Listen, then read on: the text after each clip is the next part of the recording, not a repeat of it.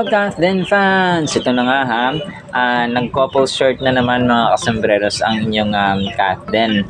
Although yung kay Ma'am Catherine, matagal na ito na picture ay naimbestigahan, no? At saka nalaman, nakita ng kumaga pa ng Kathleenatics mga kasambreros itong t-shirt niya, no? Ni Sir Alden na yung tatak nga ay kapareha dun kay Ma'am Catherine. Yung parang may A siya, tapos heart sa taas, no? Pero alam ko na to, may mga artista na ganito, pero yung kasi mamahalin to na ano, hindi ko alam kung ano yung brand ng damit na ito mga kasambreros, pero yun nga, no? Si Tisoy na poging-pogi at saka si Ma'am Catherine na ang ganda mga kasambreros ay nag-couple shirt na sila, or hindi naman shirt yung kay Ma'am Catherine, para siyang basta brand ng damit mga kasambreros, no? So, kinikilig niya naman ang mga fans dito kasi actually kahapon lang ito na-upload. Napansin talaga ng investigadores ng mga Kathleenatics, mga kasombrero na nag-matchy-matchy pala ng damit na brand mga kasombrero ang inyong Kathleen, no? And then, ito, Sir Alden, sabi ng isa dito, huwag niyong disturbuhin kasi busy lang si Pops Alden sa so kasi nga si Pops Alden habang dun sa binyag ay kumbaga pa nagte-text na, syempre mga times na free time, no? Kung kaya po siya ay nagte-text mga kasambreros. So baka si Mrs. Fulkerson ang kanyang ka-text, so huwag tayong magmagulo. And then ito yung kinalabit siya, sobrang kulit ito mga kasambreros. So dito nakita nga yung yung kanyang brand ng damit na kapareha ng kaya Mrs. Fulkerson mga kasambreros. And then ito, sobrang mapasupportive din ito ni na Dennis Trillo at saka ni Janeline Mercado. Kasi parang sila yung guest celebrity runner. So sa fun run nila mga sa May 11, 2025 sa MOA Concert Grounds nga po sa Pasay City. So hindi nakapagtataka ito kasi nga sobrang si Pops Alden nagpa-block streaming ng Green Bones, no? At saka todo support talaga sila sa mga projects ng bawat isa, kagaya nung Everything About My Wife, no? Nila sa Milby nag-support din po si Pops Alden. So pa si Pops Alden parang nagiging tulay siya, no, ng ng movie industry, like kina Kim Chu. Wala nang barrier ang ABS-CBN artists na close ni Sir Alden tsaka GMA mga kasambreros, kasi nga nagsisuportahan na lang sila mga kasambreros. And then ito, birthday ni ni April, na kapatid ni ni Pops Alden mga kasambreros. Si April pala to, akala ko si Riza. Parang si Riza ba ito? Sabi kasi dito happy birthday sa yung pinaka-pretty sa pamilya, Ate April. So si April pala ito. So happy birthday po, no? April kasi April din yung kanyang birth month mga kasambreros. And then ito, my prayer, no? Si Pops Alden, hindi, ito muna. So ito muna ang isa. Yung kumakanta siya, si Pops Alden, na sabi niya isa pa daw na chorus. Talagang enjoy lang si Pops Alden mga kasambreros. Habang yung si Mitch na may hawak-hawak na baby ay kumbaga pa binibidyohan kasama si Prince Bermas na kanyang kasintahan mga kasambreros. So again, hindi po ito ang jowa niya. Tapos si Frankie, hindi rin yon mga kasambreros kasi naka-private yung account niya. So wala tayong masili, pero panatag tayo sa Kathleen mas. Ang pagkilap sa Alden dito kasi isa pa, no, abang nagbe-videoke, parang tropa-tropa mo lang sa kanto na nagbe-videoke kayo mga kasambreros, tapos sobrang kulit nila. Sobrang kulit mga kasambreros. And then ito, nag-jogging ulit, no?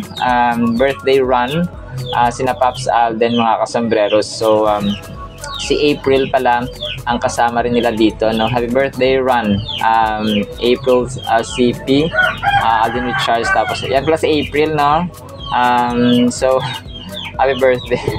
Ang kukulit ng mga si Pops Alden talaga yung talagang minsan ito yung may pakana talaga yun. So na-miss natin ang kanilang tandem ni Mrs. Fulkerson mga kasama. And then ito, siguro last item natin ito. Ito na sobrang ganda ng katin dito sa kulay green. Parang kinumpal ng isang or inedit ng isang Kathleen fan.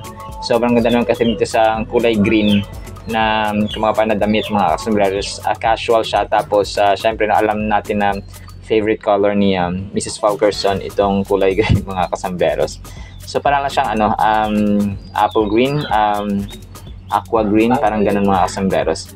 And then ito, last item natin ay prayer si Pops Alden. No? Ang prayer niya mga kasamberos ay, Dear God, help me to bask in your goodness today, remembering how truly kind and loving you are. You have been better to me than I deserve, and your grace is incredible, a gift I could never earn but am so deeply thankful for. Let my heart be filled with gratitude as I reflect on your mercy and love. May I carry the awareness of your goodness throughout my day, allowing it to shape my actions, my thoughts, and my attitude toward others. In Jesus' name, Amen and Amen. So yun lang po sa ating Kathleen items. Nawa po ay ayan po natin ang ating Word of God. Para po sa ating Word of God mga kasambreros ay sobrang ganda po nito. Ang title po natin ay Takot Patungo sa Buhay. Ang weird, no? Takot patungo sa buhay. Proverbs 19:23, The fear of the Lord leads to life, and he who has it will abide in satisfaction. He will not be visited with evil. Some New Living Translation, Fear of the Lord leads to life, bringing security and protection from harm. Grabe, no?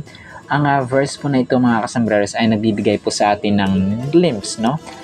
Into the powerful relationship we have with God. Para tayong anak ng isang 5-star major general, parang anak tayo ng may-ari ng kumpanya ng malalaking mga paliparan or airport sa buong Pilipinas, mga kasambreros, or sa buong mundo. Parang tatay or anak tayo ng isang businessman, business tycoon, na isang pwedeng commander-in-chief, no? PNP, commander-in-chief, for example. Secure, no? We are secure, mga kasambreros. And it emphasizes the importance of reverence and respect for Him or for God, mga kasambreros. So, ang sasabi dito na takot na naglilid sa buhay, mga kasambreros, ay the fear of the Lord isn't about being scared of God. Ito yung maling perception, no? Maling thought or analyzation ng mga hindi mananampalataya ni Kristo. Kasi yung takot, parang yung parang yung police na or secure na nagawa ka mali. Yan, nandiyan naman. Hindi po ganon. It refers to a deep respect and awe inspired by His greatness, wisdom, authority, and love, mga kasambreros. So, ang takot na ito, parang yung jowa mo, for example, or yung minamahal mo, natatakot ka na magkasala kasi nga mahal mo siya, ayaw mo siyang masaktan, hindi dahil papaluin ka na naman, no, pagagalitan ka na naman, yung masasaktan ka na naman. So hindi ganun mga sirs, no? Ibang divine fear, holy fear na tinatawag, mga kasambreros. When we truly honor God, it leads us to fulfilling life that's enriched by His love and guidance. Yung takot ba na punong-puno ng pag-ibig na iba kasi yung takot na nagbubunga pa ng takot. Ito po yung takot na nagbubunga or rooted sa pag-ibig or love, mga kasambreros. So, living in this way allows us to find peace and satisfaction in our lives because we are not facing life's challenges alone. So, ito yung takot na pag sa buhay natin may mga challenges tayo, may mga trials tayo.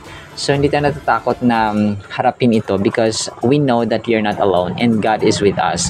So, takot na patungo sa buhay, mga kasambreros, na takot sa Panginoon. For instance, earlier in Proverbs, we are reminded that wisdom begins with the fear of the Lord. No, that's Proverbs 1:7. And ang verse na ito ay nagsiset ng stage para maunawaan pa natin yung kahalagahan ng pagkakaroon ng foundation na built, no, rooted at saka founded sa paggalang, no, respect sa ating Panginoon, mga sis. And it frames the idea that genuine fear leads us not just to a life of obedience but also one of joy, purpose, and satisfaction. Yun po, no, yung takot na ito ay nagbubunga ng magaganda pang characters. Hindi siya yung takot na mas lalo ka pang natatakot. So as you progress, sabi dito, nagsasuggest ito ng contentment, mga kasmas, na kapag meron tayong takot sa Panginoon ay nag-a-abide tayo at saka nananatili sa satisfaction kasi nga alam nating protected tayo, no? We are loved, we are cared, we are in peace, and kung mas nangingibabaw yung love over fear, and ang fear na sa Panginoon mga kasus. Ito lamang actually yung takot na humuhubog pa sa atin at nagdadagdag sa atin ng satisfaction and ng good characters. Alright, so naman po in the meantime ha, nawa po ipagpalain po tayo ng pag-ibig, pananampalataya at pag-asa in the mighty, holy, sweet, magnificent name of the Lord Jesus Christ. And everyone said, Amen and Amen. See you sa next segment po mga kasambreros, and paalam po. I love you.